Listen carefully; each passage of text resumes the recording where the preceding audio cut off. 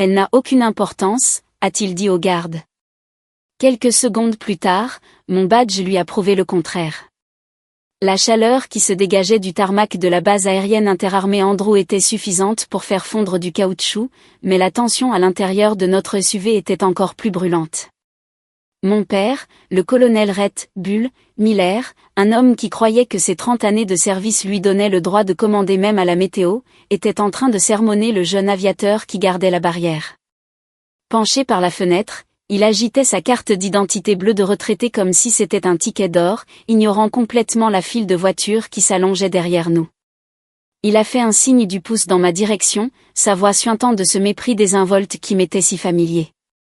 Ce n'est qu'une civile, aboya-t-il, sans même me regarder pour voir ma réaction. Elle ne fait que m'accompagner dans mon passé aujourd'hui, mon gars, alors ne t'en fais pas pour elle. Je n'ai pas dit un mot pour le corriger.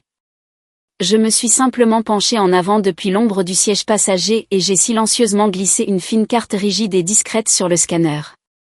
Ce n'était pas le modèle militaire standard. Elle était noire, sans inscription particulière, et pour ceux qui savaient quoi chercher, terriblement puissante.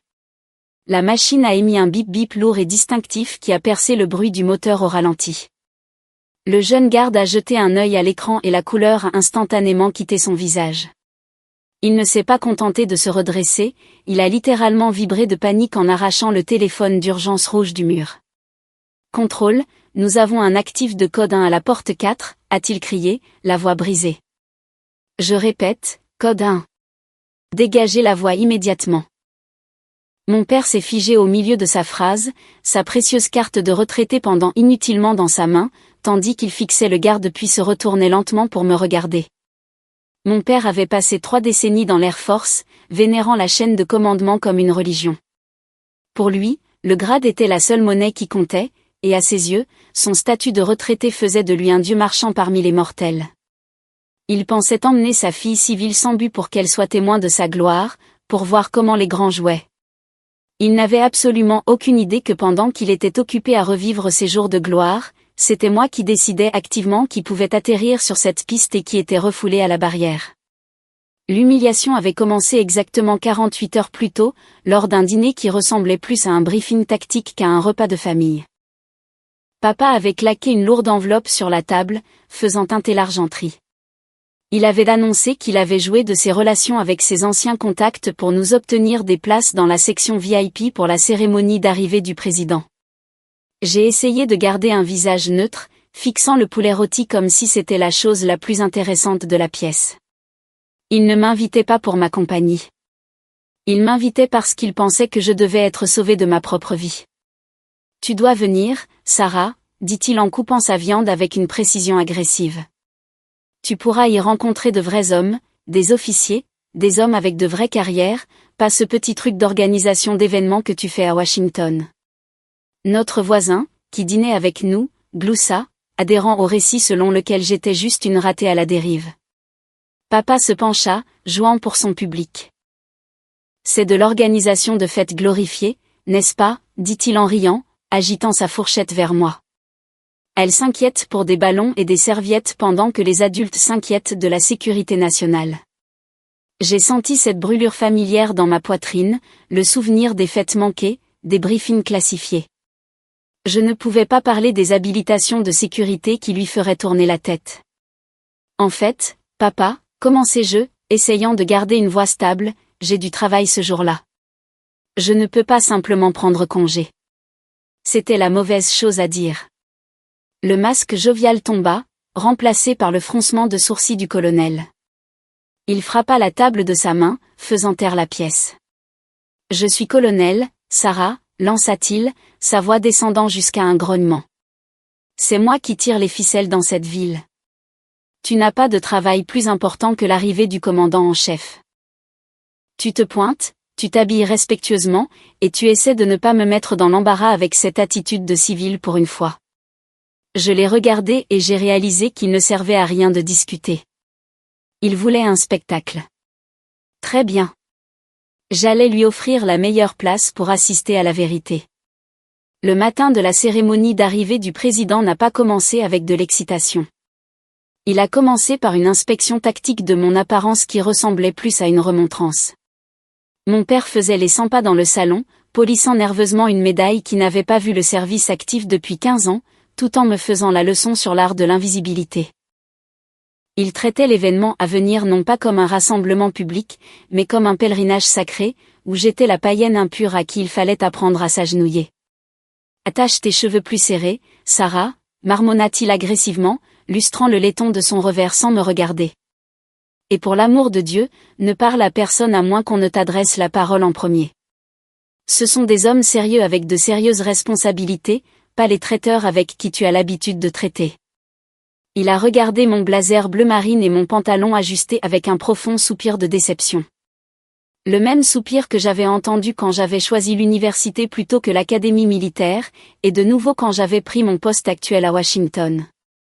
Pour lui, ma tenue de bureau était un costume de faiblesse, un rappel visuel de son échec à élever un soldat. Il voyait une fille qui jouait avec des tableurs. Il n'avait aucune idée qu'il regardait la directrice des opérations préparatoires de la Maison-Blanche. Dans son récit, j'étais une organisatrice de fêtes glorifiée, m'inquiétant des arches de ballons et des couleurs de serviettes. Il ne pouvait pas imaginer que pendant qu'il s'inquiétait de trouver une place de parking, je repassais mentalement le protocole, Blue Goose, pour l'atterrissage d'Air Force One. Ma réalité intérieure contrastait violemment avec son dédain. Tandis qu'il m'expliquait comment m'adresser à un général, mon esprit était occupé par l'échiquier logistique de l'aérodrome. Je ne m'inquiétais pas de l'étiquette. Je m'inquiétais de l'aire de stationnement renforcée, la dalle de béton armée nécessaire pour supporter le poids du monstrueux 747. Je pensais à l'enclave sécurisée, la zone stérile que j'avais personnellement conçue sur les cartes satellites 3 semaines plus tôt pour garantir qu'aucun personnel non autorisé ne puisse s'approcher à moins de 400 mètres du « football », la mallette contenant les codes nucléaires qui ne quittaient jamais le président. Chaque fois que papa me disait d'essayer de suivre, je devais me mordre la langue pour ne pas lui réciter l'alignement du cortège que j'avais approuvé la nuit précédente. J'ai vérifié mon téléphone, protégeant l'écran des regards indiscrets de mon père comme si je cachais le texto d'un petit ami plutôt qu'une mise à jour de la sécurité nationale. Un message de l'agent Vance, le chef du détachement du secret service, un homme fait de granit et de vigilance avec qui j'avais passé plus de temps le mois dernier que ma propre famille, est apparu. Obstruction sur la voie de sortie secondaire, écrivit Vance, efficacement et sans panique. La police locale remorque un véhicule civil maintenant. J'ai tapé une réponse rapide et décisive. Reçu. Maintenez le colis au point d'attente jusqu'à mon feu vert. Je ne veux pas que les roues touchent le sol tant que cette voie n'est pas dégagée. Vance répondit instantanément. Compris, directrice. Nous attendons votre appel. J'ai remis le téléphone dans ma poche, un poids secret d'autorité que mon père ne pouvait pas voir. Tu écris à tes amis, demanda papa, sa voix dégoulinant d'irritation alors qu'il attrapait ses clés. Range ça. Nous allons sur une installation militaire, Sarah. Pas à un brunch. Tu dois te concentrer. J'ai hoché la tête en silence, ajoutant ce moment au registre mental que je tenais depuis l'enfance. Une autre entrée où ma compétence était prise pour de la distraction, où mon pouvoir réel était interprété comme de l'apathie. Je suis sorti vers la voiture, le laissant croire qu'il était le commandant de cette expédition, même si c'était moi qui avais littéralement écrit le script des événements de la journée. Le trajet jusqu'à la base était suffocant. L'air à l'intérieur du SUV était épais de l'insécurité projetée par mon père. Il serrait le volant si fort que ses jointures étaient blanches, terrifié que ses accréditations de retraité ne commandent plus le respect d'antan. Maintenant, écoute, dit-il, la voix tendue et haletante. Quand nous arriverons, nous devrons peut-être nous garer loin. Marche vite et ne te plains pas. Et si tu vois un général, tiens-toi droite. Ces gens ont des habilitations que tu ne peux même pas imaginer. Il m'a regardé alors, un mélange de pitié et de frustration dans les yeux, supposant que j'étais complètement dépassée. J'ai failli rire, une bulle hystérique montant dans ma gorge que j'ai dû ravaler de force. Des habilitations que je ne pouvais pas imaginer. Je voulais lui dire que c'était moi qui traitais les listes d'accès. Je voulais lui dire que les généraux qu'il vénérait lisaient actuellement un dossier d'information portant ma signature en bas de page. Mais je suis restée silencieuse, regardant le périmètre de l'aérodrome se dessiner, sachant que la collision entre son monde et le mien n'était plus qu'à quelques minutes. Il s'inquiétait d'avoir une bonne vue.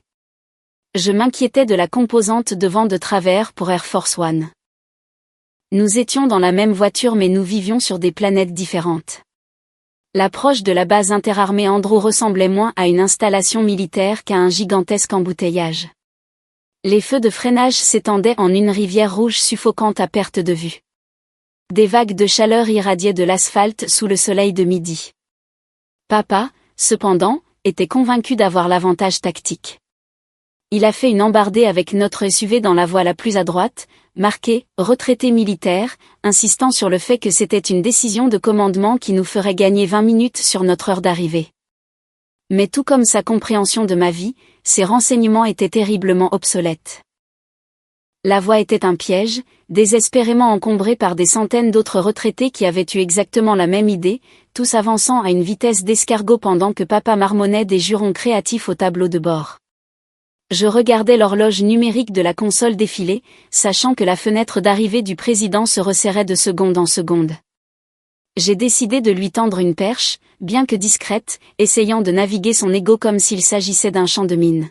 « Papa », dis-je doucement, gardant ma voix neutre en désignant une bretelle plus loin qui semblait faussement vide. La porte 4 est généralement réservée au personnel opérationnel et à l'accès prioritaire. Nous devrions probablement vérifier la signalisation avant de nous engager dans cette voie. C'était un indice énorme, clignotant comme un néon, donné par la personne qui avait littéralement approuvé le plan de circulation pour tout cet événement. Il n'a même pas regardé où je pointais. Il a juste resserré sa prise sur le volant jusqu'à ce que ses jointures deviennent couleur d'os.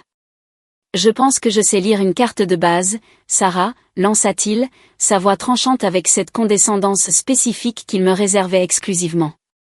J'étais en poste ici avant ta naissance.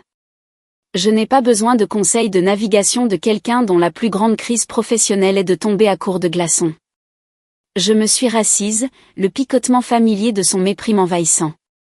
C'était le même ton qu'il avait utilisé quand j'avais obtenu mon diplôme, le même ton quand j'avais obtenu ma première habilitation, le son d'une porte qui se claque au nez.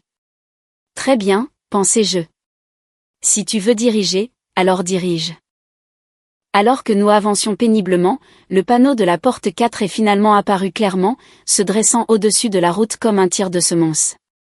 Ce n'était pas juste une porte standard. La plaque était marquée d'une épaisse bande rouge agressive et des mots « accès restreint ». Personnel essentiel à la mission uniquement. Mon cœur a fait un petit bond. Je connaissais cette bande. Je la connaissais parce que c'était moi qui l'avais désignée. Ce n'était pas juste une entrée latérale. C'était le corridor stérile pour le secret service, le personnel de la Maison Blanche et le cortège lui-même. Papa conduisait un véhicule civil droit dans le point de passage le plus gardé de la côte, armé de rien d'autre qu'une carte d'identité vieille de 20 ans et d'une sale humeur. J'ai sorti mon téléphone de ma poche, le garde en bas, sous la ligne de la fenêtre. J'ai ouvert ma conversation sécurisée avec l'agent Vance et j'ai tapé une mise à jour rapide et précise. Arrivée musclée à la porte 4. Escorte civile, mon père. Il va essayer de jouer de son grade. Restez prêts. 3 secondes plus tard, le téléphone a vibré dans ma paume. Vance a répondu avec un seul emoji de crâne, suivi de 3 mots. Le pop-corn est prêt. Un petit sourire froid a touché mes lèvres alors que je regardais papa essuyer la sueur de son front, complètement inconscient du guêpier dans lequel il s'apprêtait à se fourrer. Il voulait me montrer comment les grands manœuvrent. Alors, j'ai décidé de le laisser entrer directement dans la fosse aux lions. Nous nous sommes arrêtés devant la guérite avec l'élan agressif d'un homme qui croit que le code de la route n'est qu'une simple suggestion pour les hommes du rang. Les lourdes bornes en acier bloquant la voie étaient formidables, mais mon père semblait penser que sa seule personnalité suffirait à les faire descendre. Un jeune aviateur sérieux est sorti de la cabine, la main levée dans un geste sec pour nous arrêter, ce qui a fait froncer les sourcils de mon père. Papa a baissé la vitre, laissant l'air conditionné s'échapper dans l'humidité, et a brandi sa carte d'identité bleue de retraité avec une aisance étudiée, comme un magicien révélant le prestige. Colonel Miller, retraité, annonça-t-il, sa voix résonnant de ce mélange spécifique de suffisance et d'impatience qu'il réservait aux employés de service et aux subordonnés. En route pour la tente VIP. Ouvrez la voie, mon gars. L'aviateur n'a pas bronché. Il a pris la carte, l'a scannée avec un appareil portable et a froncé les sourcils en lisant le résultat. Monsieur, dit l'aviateur, d'une voix plate et professionnelle, cette carte est valide pour l'accès général à la base, mais pas pour cette porte. C'est une zone stérile pour le cortège présidentiel. Vous devez faire demi-tour et utiliser la porte principale à 5 km d'ici. Le silence qui a suivi a duré exactement 1 seconde avant l'explosion. Papa n'est pas seulement devenu en colère, il est devenu nucléaire. Faire demi-tour, bafouilla-t-il, son visage virant à un rouge dangereux. J'ai passé plus de temps aux latrines que tu n'en as en service. Savez-vous qui je suis? Je suis colonel dans l'United States Air Force, et je ne vais pas faire demi-tour pour un simple trophion de base. L'aviateur a commencé à parler, me jetant un regard nerveux sur le siège passager, mais papa l'a interrompu d'un geste dédaigneux de la main. Ne la regarde pas, lança-t-il, me désignant comme si j'étais une valise qui était tombée. Elle est juste avec moi. Ignorez-la. Ouvrez simplement cette fichue barrière. Elle est juste avec moi. Les mots flottaient dans l'air humide, lourd et suffocant. C'était le slogan de toute mon existence à ses yeux. Un appendice, une ombre, jamais l'événement principal. Je l'ai regardé et quelque chose en moi a finalement cédé. Pas avec un bang, mais avec un déclic froid et clair. J'ai ouvert la portière de la voiture. Sarah, qu'est-ce que tu fiches? Remonte, a crié papa, mais sa voix semblait lointaine, comme si elle venait d'une radio dans une autre pièce. Je suis sorti sur l'asphalte, j'ai lissé le revers de mon blazer et j'ai marché vers le capteur avec la posture de quelqu'un qui possède le bâtiment. Je n'ai pas crié. Je n'ai pas argumenté. J'ai simplement mis la main dans ma poche et j'ai sorti mon laissez-passer de liaison de la Maison Blanche, l'accréditation Yankee White, que moins de 1% du personnel ne voit jamais, et encore moins ne détient. Je l'ai approché du lecteur. La machine a marqué une microseconde de pause, traitant le cryptage de haut niveau, puis a émis un son distinctif et autoritaire. Bip bip. L'écran sur le pilier n'a pas seulement clignoté, il s'est illuminé d'un vert vif et pulsant. Le texte a défilé sur l'affichage LED en lettres capitales, responsable opération préparatoire POTU. Habilitation niveau 1. Les yeux de l'aviateur se sont écarquillés, passant de l'écran à mon visage. La transformation a été instantanée. Il ne s'est pas contenté de se redresser. Il s'est figé dans une position de garde-à-vous si rigide qu'elle aurait fait pleurer un sergent instructeur. Madame, aboya-t-il, la panique perçant dans sa voix. Mes excuses, madame. Je n'avais pas reconnu le véhicule. Avant que mon père ait pu même traiter le changement d'atmosphère, l'aviateur a écrasé sa main sur le bouton de panique rouge à l'intérieur de la guérite. La massive borne d'acier s'est enfoncée dans le sol avec un lourd bruit industriel. Des sirènes ont émis un court et vif son de bienvenue. Puis la porte de la guérite s'est ouverte en grand et l'agent Vance est sorti. Il portait l'équipement complet, oreillettes, lunettes de soleil, le costume sur mesure qui dissimulait une capacité létale. Il est passé juste devant la fenêtre de mon père sans même lui jeter un regard, marchant droit vers moi. Directrice Miller, dit Vance, sa voix assez forte pour être entendue dans la voiture. Nous commencions à nous inquiéter. The Beast est en place sur le tarmac, mais nous avons besoin de votre signature sur l'alignement du cortège avant de pouvoir déplacer le colis. Je me suis retourné pour regarder la voiture. Papa était assis là, la bouche légèrement ouverte, son personnage de colonel complètement évaporé. Il avait l'air petit. Il avait l'air confus. Vance a suivi mon regard, scrutant la fenêtre côté conducteur avec le regard froid et évaluateur du secret service. Il a regardé mon père, puis s'est retourné vers moi, sa main reposant nonchalamment près de sa taille. « Ce civil est-il avec vous, madame ?» demanda Vance, le mot « civil » tombant comme un coup de marteau. Où devons-nous le placer en détention pour obstruction d'un point de contrôle fédéral? Le silence était absolu. Mon père, l'homme qui vénérait le grade, se trouvait soudain face à une hiérarchie qu'il ne comprenait pas. Il m'a regardé, terrifié, attendant mon ordre. La dynamique du pouvoir s'était complètement inversée. J'ai soutenu son regard pendant un long moment, le laissant en sentir tout le poids. Il est avec moi, dis-je calmement, ma voix stable et inébranlable. Enregistrez-le comme personnel de soutien. Donnez-lui un badge de visiteur et laissez-le passer. Mon père a passé toute ma vie à me dire de respecter l'uniforme. Il n'avait tout simplement pas réalisé que les gens en uniforme reçoivent des ordres des gens en costume. La marche du point de contrôle au tarmac fut peut-être les 300 mètres les plus longs de la vie de mon père. Pendant des décennies, c'était lui qui avait mené la danse, l'officier se pavanant en tête de la formation tandis que sa famille se dépêchait de suivre dans son sillage. Mais aujourd'hui, la géométrie de notre relation avait été complètement redessinée. Je marchais, flanqué de l'agent Vance et de 2 autres membres du détachement, me déplaçant avec la vélocité déterminée de quelqu'un suivant un chronogramme de mission. Mon père, dépouillé de son commandement et de sa grandiloquence, traînait à 3 mètres derrière nous, escorté par un jeune agent comme s'il était un touriste confus qui s'était égaré dans une zone sécurisée. Il portait un badge plastifié jaune générique accroché à la poche de sa chemise, un badge qui indiquait simplement « Visiteur » en lettres capitales, audacieuses et humiliantes. Il n'y avait aucun grade dessus, pas de « colonel », pas de distinction honorifique, juste un laissez-passer temporaire pour un invité civil. Quand nous avons atteint la zone d'attente sécurisée, je lui ai fait signe d'attendre dans la tente VIP, une boîte en toile glorifiée où étaient assis les donateurs et les politiciens locaux.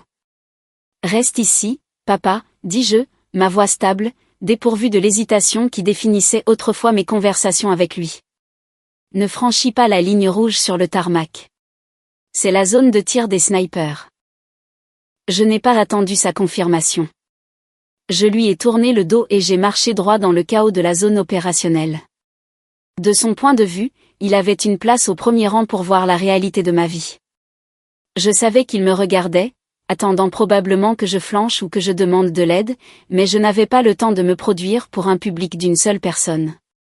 L'air était épais de l'odeur de kérosène et du vrombissement assourdissant des groupes auxiliaires de puissance. Un général 2 étoiles, le commandant de la base, a traversé le tarmac vers moi.